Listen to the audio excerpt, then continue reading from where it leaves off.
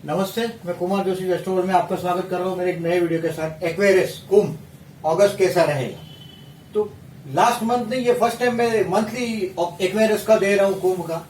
Aquarius और Capricorn, मकर और कुंभ शनि की राशि है, बहुत स्लो मूविंग है, इसमें ज्यादा इफेक्ट नहीं होती। अगर आपको एस्ट्रोलॉजी में ज्यादा टर्न चाहिए तो आप दूसरी राशियों पर ज्यादा टर्न देख सकते हैं। एक्वेरियस सडनली रातों रात अमीर हो जाते हैं, वो एक्वेरियस और कैप्रिकॉर्न नहीं है। कैप्रिकॉर्न और एक्वेरियस दोनों भी शनि की है और स्लो मूविंग है। अभी इसको आपको अगस्त के लिए देखने के लिए मैं आपको दो तीन चीज बताता हूं। पहले आप इसको देखिएगा कि इस महीने में चेंजेस क्या है।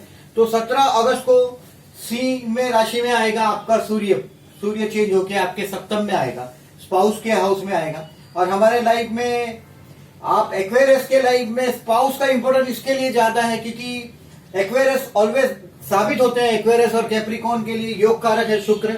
बीबिया उनके लिए लकी साबित होती है और डॉटर भी लकी साबित होती है क्योंकि स्त्री जो है, स्त्री का स्वरूप है, माँ का स्वरूप है, लक्ष्मी का, माँ का, बेटी का या बीबी का। ये तीनों एक्वेरियस को और कैप्रिकॉर्न को, मकर और कुंभ को ये लकी साबित होती है। औरतों का साथ उनको अच्छा लाभदायक रहता है, चाहे फिर उनको ये फीमेल ज्यादातर शादी करने के बाद लाभ होता है उनको वैवाहिक जीवन में। उनका जो भाग्योदय होता है वो वैवाहिक जीवन के बाद होता है, शादी के बाद। बट इसके लिए स्पाउस के लिए देखिए, सूर्य 17 अगस्त को बदलेगा, लियो में आएगा। यानी कि ऐसे ही जन्मजात तो दादागिरी एक्वेरियस को अपने स्पाउस की बर्दाश्त करनी ही पड़ती है। एक्वेरियस वाला कोई भी अगर ये बोल देगा कि मेरा स्पाउस मेरे पे दादागिरी नहीं करता तो समझ जाओ वो झूठ बोल रहा है, या तो हमारी एस्ट्रोलॉजी गलत है। दो ही चीज हो सकता है, तीसरी चीज नहीं। तो याद रखिएगा। और वो स्पाउस अभी दादागिरी करने का वक्त आ रहा है 17 अगस्त से चालू, तो पूरा अगस्त एंड तक स्पाउस की दादागिरी आपके सर पे रहेगी। ये बात से आप बच ही नहीं सकते, तो बी केयरफुल। और स्पाउस का मूड आपके अगेंस्ट में जाने वाला है, उसकी दादागिरी आप पर आने वाली है। नंबर 2, बुध 19 अगस्त को मार्गी हो रहा है, तो इससे ज्यादा फर्क नहीं पड़ेगा। बुध आपका तो पंचमेश और अष्टमेश है, तो उसका ज्यादा फर्क नहीं पड़ेगा आपको। और मंगल भी 27 अगस्त को मार्गी हो रहा है, यानी कि ये जो बेडरूम में मंगल है आपके, उच्च का मंगल है और वो रेट्रो होकर ही बैठा है, तो वो भी इस वक्त रेट्रो है, वक्री है, तो वो भी मार्गी होगा। और आपका जो रूलिंग प्लेनेट है वो शनि, वो भी 17 अप्रैल से 5 सितंबर तक, 5-6 सितंबर तक वो भी रेट्रो है। तो यानी कि शनि से भी ज्यादा उम्मीद नहीं है। बेसिकली देखिए, बेस चार्ट को देखिए और इसमें ऐसा दिख रहा है कि देखो गुरु की एस्पेक्ट है लग्न पे, तो गुरु भी 10 जुलाई से मार्गी हो गया है, तो गुरु आपको हेल्प कर रहे हैं। लग्न को गुरु देख रहा है, यानी कि आपके एक्वेरियस को, तो देयर इज नो प्रॉब्लम। कोई भी बड़े बड़े ट्रबल में भी रास्ता देता रहेगा।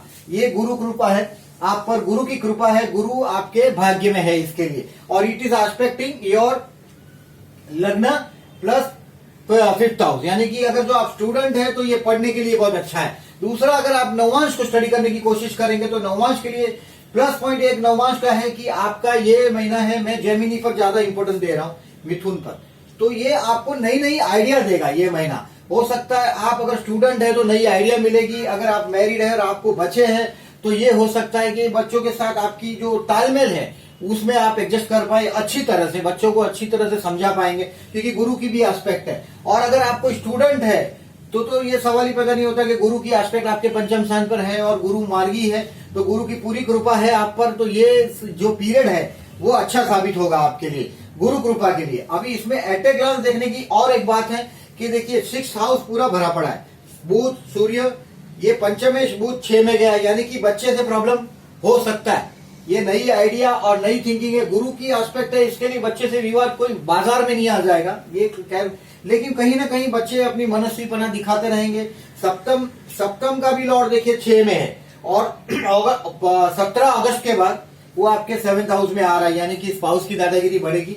इसमें इस महीने के लिए सबसे बड़ी केयरफुल रहने की बात है 8th हाउस का शुक्र।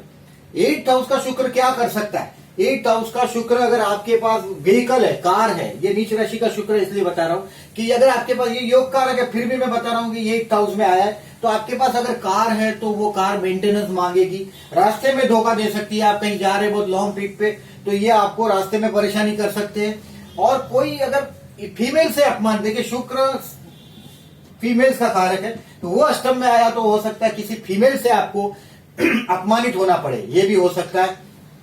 दूसरा, शुक्र अष्टम में है तो आपने हो सकता है कोई मौज मस्ती से वो आपको तकलीफ दे सकता है। दूसरी बात कि शुक्र है 8th हाउस का, 8th हाउस है some relationship with our internal organs, हमारे जो सेक्सुअल ऑर्गन है, प्राइवेट ऑर्गन है, उससे संबंध है, और वो नीच राशि का शुक्र आपके अष्टम में, तो वो भी तकलीफ दे सकता है। तो आपको अगर जो कोई किडनी स्टोन है, ऐसा कोई प्रॉब्लम है, जैसे स्टोन का प्रॉब्लम है, तो ये महीने में उन लोगों को केयरफुल रहना चाहिए, मतलब इग्नोर नहीं करना चाहिए। हो सकता है ये तकलीफ भी आपको दे सकता है। देखिए गुरु अच्छा है, शनि की पोजीशन भी बहुत अच्छी है, मतलब ओवरऑल पिक्चर में ये दोनों अच्छी पोजीशन में, शनि और गुरु, और राहु भी 6 में, ये भी अच्छा है। और ये जो पिक्चर मैंने बताया कि वाइफ स्पाउस के साथ का झगड़ा, तो वो मैंने बोल दिया आपको 17 अगस्त से स्पाउस आपका दादागिरी करने पे आ जाएगा।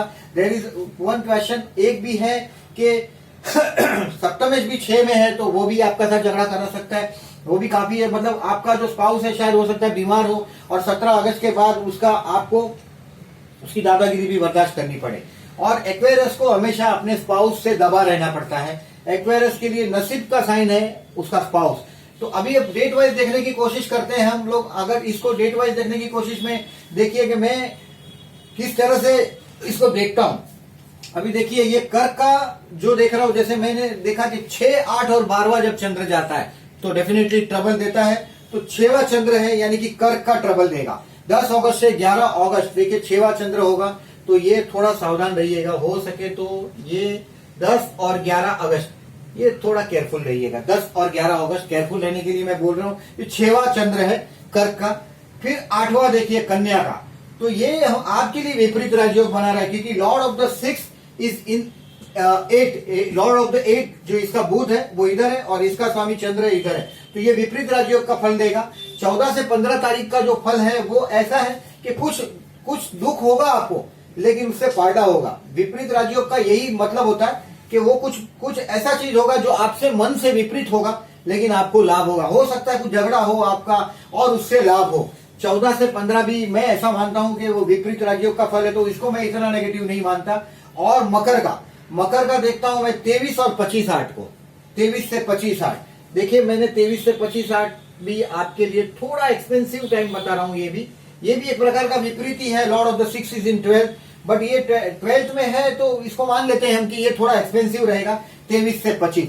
बाकी ओवरऑल देखिए काम धंधे के लिए देखेंगे तो आपके लिए देखिए मैं आपको बता रहा हूं कि 14 से 15 मैंने बताया कि अच्छा दिन है, विपरीत राजयोग जैसा पिक्चर बना है। 8 और 9 अगस्त यानी कि 8 और 9 अगस्त को इसका स्वामी बुध और इसका स्वामी चंद्र यानी कि Lord of the 5th and 6th परिवर्तन है। हो सकता है आपकी कोई आइडिया से या तो आपके बच्चे से आपका विवाद होने की चांसेस है। देखिए मैंने पहले ही बताया कि गुरु की 5th एस्पेक्ट है, इसके लिए वो आपको रास्ता देता रहेगा।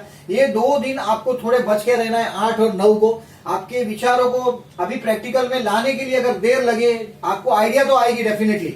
देखिए 23 जुलाई से 21 अक्टूबर तक नई नई आइडिया आपके दिमाग में आती रहेगी, और ये कुछ न कुछ इंटेलेक्चुअल आइडिया आपको देता रहेगा। लेकिन शनि अभी आपका रेट्रो है, वक्री है, और वो एग्जैक्टली फुल फ्लज रिजल्ट नहीं दे सकता, तो ये ध्यान रखिएगा। अभी काम धंधे के लिए देखिए बढ़िया टाइम है, तो देखिए 16 और 17 अगस्त है द बेस्ट टाइम। मैं इसको इसके लिए मानता हूं क्योंकि ये तुला का चंद्र है, और तुला में ही देखिए भाग्य में ही चंद्र गुरु का, आप मान लो कि आपके गुरु और चंद्र का गज केसरी योग हुआ है। अनलेस आपके जन्म का अगर यहाँ राहु होगा तो ये रिजल्ट नहीं देगा, अदरवाइज इसको अच्छा रिजल्ट देना चाहिए। 16 और 17 अगस्त को आपके लिए बहुत अच्छा रिजल्ट होगा। आपको कहीं से कुछ चांस मिल सकता है, रिलीजियस कोई विचार आ सकते हैं, आध्यात्मिक विचार आ सकते हैं। आध्यात्मिक विचार के लिए वापस मैं इसको यहां भी जोड़ रहा हूं 23 से 25 में। और 12th हाउस का बेडरूम का मंगल है, ये भी थोड़ा गड़बड़ है। अभी डेट वाइज ओवरऑल पिक्चर पे देखेंगे तो देखिए 1/8 से 3/8 ये आपको फाइनेंशियली ठीक रहेगा।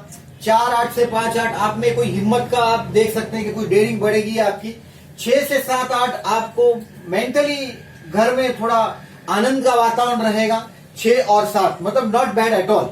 8 और 9 आपके फिर से बच्चे के साथ का बात कर रहा हूं मैं, और उसमें थोड़ा याद रखिएगा क्योंकि ये आपके बेटे के साथ का विवेक बेटा या आपका कोई अगर जो आपका कोई लव वाला चक्कर है। देखिए यहाँ 9th हाउस में जो जुपिटर है वो भी पंचम को देख रहा है, यानी कि हो सकता है कि आपका कहीं से कोई जो अगर कोई लव अफेयर्स है तो उसके साथ भी विवाद होने के चांसेस है।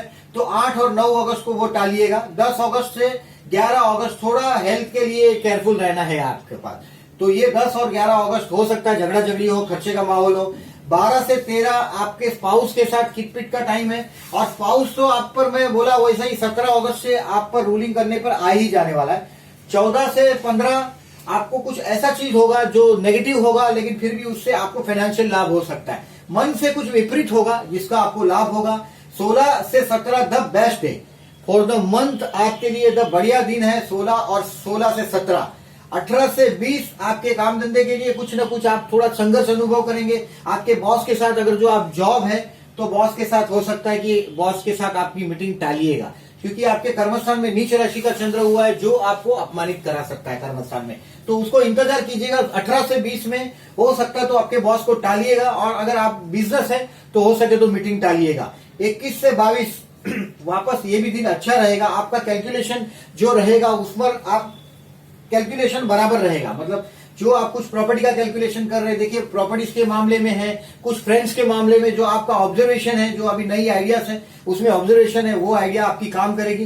23 से 25 इट्स एन एक्सपेंसिव डे, खर्चे के दिन है, थोड़ा टेंशन बढ़ाएगा। 26 से 27 भी अच्छा दिन है। मेरे को अगर कोई पूछे कि आपके लिए अच्छा दिन कौन सा है तो मैं 16-17 बोलता हूँ और 26-27 बोल रहा हूँ। आपके लिए अच्छे दिन है, 26-27 भी अच्छे दिन रहेंगे। 28 से 30 अगर कुछ पैसा किसी से लेना है, अगर आप बिजनेसमैन है और किसी से पैसा मांगना है तो ये अच्छा दिन है। 1 अगस्त से 3 अगस्त और 28 अगस्त से 30 अगस्त आपको पैसे के लिए किसी से मांगना है तो ये मांग सकते हैं। ओवरऑल ये पिक्चर रहेगा। बाकी देखिए लग्नेश आपकी जो कुंभ का शनि है उसकी पोजीशन बहुत अच्छी है, तो ये प्रॉपर्टीज का कोई कामकाज अगर आपको लगता है कि पेंडिंग है और आप ये करना चाहते हैं तो this is the correct time. हो सकता है कि आपकी प्रॉपर्टीज का भी कोई काम हो जाए। अभी शनि अच्छी पोजीशन में, इसके लिए आप कर सकते हैं। जैसे ही शनि अभी 1.5 साल तक यही रहेगा, यानी कि आप धीरे धीरे अपनी प्रॉपर्टी को एक्यूमुलेशन करने के लेवल पे जा रहे हैं, तो प्रॉपर्टी का एक्यूमुलेशन का लेवल है वो भी हो सकता है। और आपके भाइयों से भी, अगर जो आपको लग रहा है कि भाइयों से बहनों से कोई संबंधों में कुछ कई क्रैक्स है तो वो भी आपको भर सकते हैं आप। बच्चे से भी आपका लिए, मैं तो ये मानता हूं कि बच्चे से भी देखिए आपके लिए एजुकेशन के लिए भी, बच्चे के लिए भी टाइम अच्छा ही है ऑन एन एवरेज। आपको खाली जहां दिन मैंने बताया कि आपके स्पाउस के साथ माथापुरी हो सकता है, वो दिन मैंने आपको रिकॉग्नाइज करके बताया, तो बी केयरफुल, उसके लिए आप थोड़े केयरफुल रहिएगा। जो मैंने स्पाउस के लिए बताया है 17 अगस्त से पूरा एंड ऑफ द मंथ आपको स्पाउस की दादागिरी धीरे धीरे बर्दाश्त करनी पड़ेगी और आपको दिखाई देगा कि स्पाउस में ईगो बढ़ता हुआ दिखाई देगा। ये मेरा वीडियो आप देखिएगा। It is I have done for the first time. Aquarius को मैंने फर्स्ट टाइम इसके लिए किया है कि लोग बार बार कमेंट्स में लिख रहे हैं, और ये वीडियो देखिएगा, इसमें कुछ सुझाव होना है। अगर आप सुझाव देना चाहते हैं तो प्लीज मेरे को सुझाव दीजिएगा। मैं आपके सुझाव पढ़ रहा हूं और ट्राई करता हूं उसको इस तरह से मैं कोप अप कर पाऊं। और अगर मेरा वीडियो अगर आपको अच्छा लगा तो प्लीज मेरी चैनल को सब्सक्राइब कीजिएगा और मेरे वीडियो को लाइक करना ना भूलिएगा। Thank you very much.